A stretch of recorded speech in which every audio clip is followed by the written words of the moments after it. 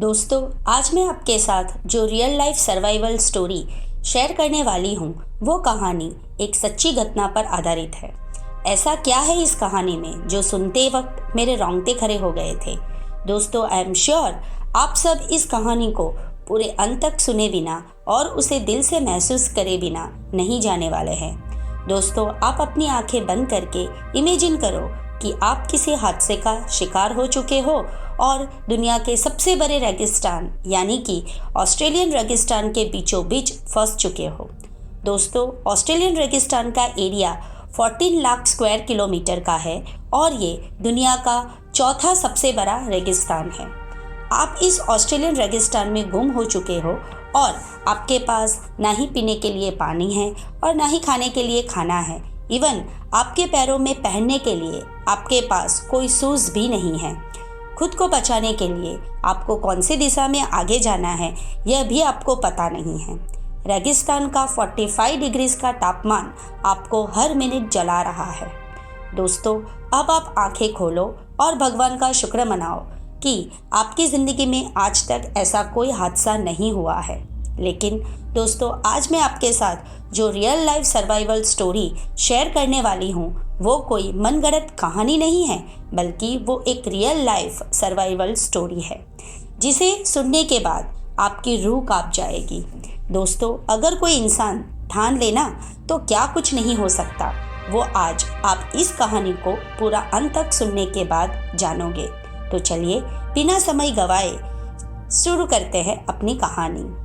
दोस्तों, ये कहानी है रिकी मैगी जी की, जिनका जन्म 1917 को ऑस्ट्रेलिया में हुआ था। उनका बचपन पूरी तरह मिडिल क्लास फैमिली के बीच गुजरा था।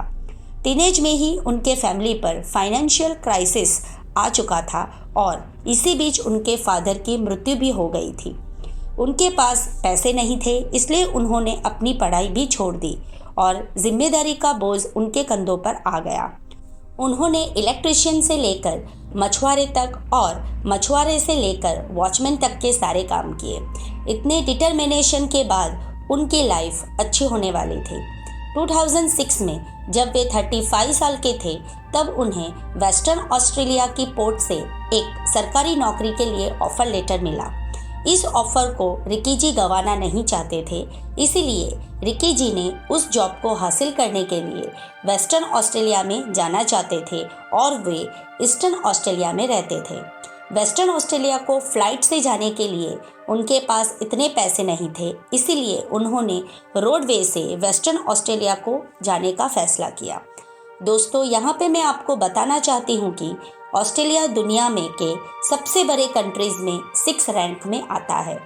यहाँ तक कि ऑस्ट्रेलिया की मोस्ट ऑफ द पॉपुलेशन समुद्र के साइड से 50 किलोमीटर की दूरी तक की रहती है। मतलब कि ऑस्ट्रेलिया एक बड़े आइलैंड की तरह है जहाँ पर लोग सिर्फ बीच के साइड पर ही रहते हैं, जिसकी वजह से ऑस्ट्रेलिया का मिडल वाला हिस्सा बहुत सुनसान है। दोस्तों, मिडल वाला हिस्सा इतना सुनसान है कि वो एक रेगिस्तान बन चुका है। इसी रेगिस्तान वाले एरिया को द ग्रेट ऑस्ट्रेलियन डेजर्ट कहते हैं। दोस्तों, और रिकी जी ने भी इसी रेगिस्तान से जाने का फैसला किया था। उनके पास इस सफ़र में जाने के लिए पैक फूड, पानी और अगर गाड़ी का पेट्रोल ख़त्म हो जाए तो एक्स्ट्रा पेट्रोल भी था। मतलब कि रिकी जी अपनी जर्नी के लिए पूरी तरह से प्रिपेयर थे। पर ऐसा क्या हुआ जिसकी वजह से रिकी जी को 72 दिन तपते रेगिस्तान में गुजारना पड़ा? जानने के लिए कहानी के अंत तक बने रहिए। दोस्तों, हुआ यूँ था कि जब रिकी जी वेस्टर्न ऑस्ट्रेलिया को जाने के लिए रेगिस्तान से अपनी गाड़ी से जा रहे थे, तब रिकी जी को रेगिस्तान में 3 लोग मिले जो रिकी जी की तरह रेगिस्तान से सफ़र कर रहे थे और उनकी गाड़ी खराब हो चुकी थी। इसीलिए रिकी जी ने इंसानियत दिखाकर उनको लिफ्ट ऑफर किया, लेकिन उन 3 लोगों ने रिकी जी को किसी तरह से ड्रग्स देकर बेहोश कर दिया और जब उनको होश आया तब उन्होंने अपने चारों ओर देखा तो उनको चारों ओर सिर्फ रेगिस्तान के ढेर ही दिख रहे थे और पानी का कोई नामो निशान तक नहीं था। उन्हें कुछ पता नहीं था कि वो कहाँ पर है। सर पर सिर्फ सूरज की तपती हुई धूप थी और वहाँ का तापमान 45 डिग्री सेल्सियस के आसपास था। उनके बाद उन्होंने खुद को चेक किया तो उनके पैसे, मोबाइल और बाकी का सब कुछ सामान चोरी हो चुका था। उन लोगों ने रिकी जी के पैर के शूज तक चुरा लिए थे और रेगिस्तान में रिकी जी को एक जिंदा लाश बनने के लिए छोड़ दिया था। उन्हें उस रेगिस्तान में ना कोई इंसान दिख रहा था और ना ही कोई रोड दिख रहा था। उनके पास सिर्फ 2 चॉइसेस थी। वे किसी दिशा में चलता जाए और जीने की कोशिश करता रहे, वहीं पड़ा रहे और अपनी मौत का इंतजार करते रहे। लेकिन दोस्तों, रिकी जी ने पहले वाले ऑप्शन को चूज किया। उन्होंने जिंदा रहने के लिए हर हालात का सामना करने के लिए तैयार हुए और वे एक ही डायरेक्शन में चलने लगे। घंटों तक उन्होंने उसी डायरेक्शन में चलते रहे, लेकिन कुछ ही देर बाद उनकी भूख और प्यास से हालत खराब होने लगी। उन्हें भ्रम होने लगा कि उनके सामने पानी है, लेकिन जब वे पानी के पास चले जाते तो उनके साथ में सिर्फ धूल और मिट्टी ही आती थी। थोड़ी देर चलने के बाद उनके सामने एक रेत का एक पहाड़ आया। उसके ऊपर चढ़ने के बाद उनको एक सीजनेबल नदी दिखी। पहले तो उनको अपनी आंखों पर विश्वास नहीं हुआ, लेकिन वे जीने की एक भी मौका नहीं छोड़ना चाहते थे। उन्होंने जब चेक किया तो उनको बहुत खुशी हुई, लेकिन उनकी खुशी कुछ ही पलों की थी, क्योंकि उस नदी का पानी पीने लायक नहीं था। इसीलिए उन्होंने पानी के बहाव के साथ ही अपना रास्ता चूज किया। दिन के ऊपर दिन गुजर रहे थे और रिकी जी अब भूल चुके थे कि उनके रेगिस्तान में रहकर कितने दिन हो चुके थे। दोस्तों, उस रेगिस्तान में रहना जैसे कि जिंदगी जीते हुए मौत के साथ सफ़र करना था, क्योंकि दिन में ऑस्ट्रेलियन रेगिस्तान का तापमान 45 डिग्री सेल्सियस के ऊपर चला जाता है और रात में वही तापमान 10 डिग्री सेल्सियस तक नीचे चला जाता है। इन एक्सट्रीम तापमान की वजह से बीमारियों के चांसेस बहुत ही ज़्यादा बढ़ जाते हैं। दोस्तों, बीमारियों को क्या बल्कि मरने के चांसेस 99.99% ज़्यादा होते हैं। लेकिन रिकी जी के पास ऐसी विल पावर थी कि उनके आगे मौत भी घुटने टेक दिए थे। उन्होंने खुद को जिंदा रखने के लिए हर संभव प्रयास किया। उनके पास रात को ठंड से बचने के लिए कपड़े नहीं थे, तो उनको गुफाओं का सहारा लेना पड़ता था।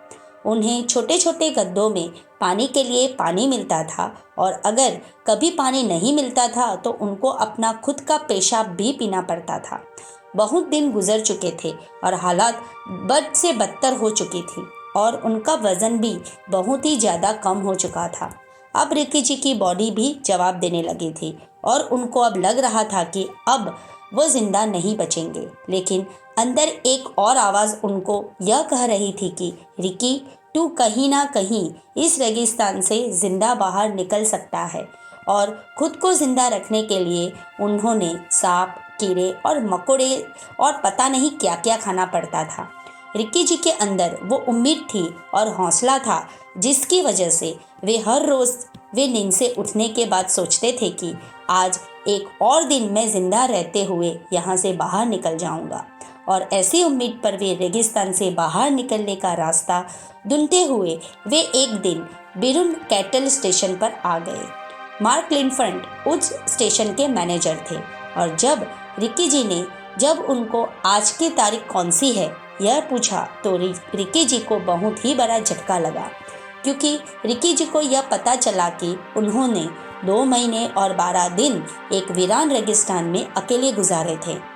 इन 72 दिनों में रिकी जी ने बहुत कुछ टॉलरेट किया हुआ था, जिसकी वजह से उनकी बॉडी बहुत ही ज़्यादा कमज़ोर हो गई थी। अपने रोड ट्रिप पर निकलने से पहले उनका वज़न 106 केजी था और 72 दिनों के बाद उनका वज़न सिर्फ 48 केजी बचा हुआ था, यानी कि वे पूरी तरह से एक कंकाल बन चुके थे। उन्हें देखकर उस स्टेशन के मैनेजर को भी शॉक लगा।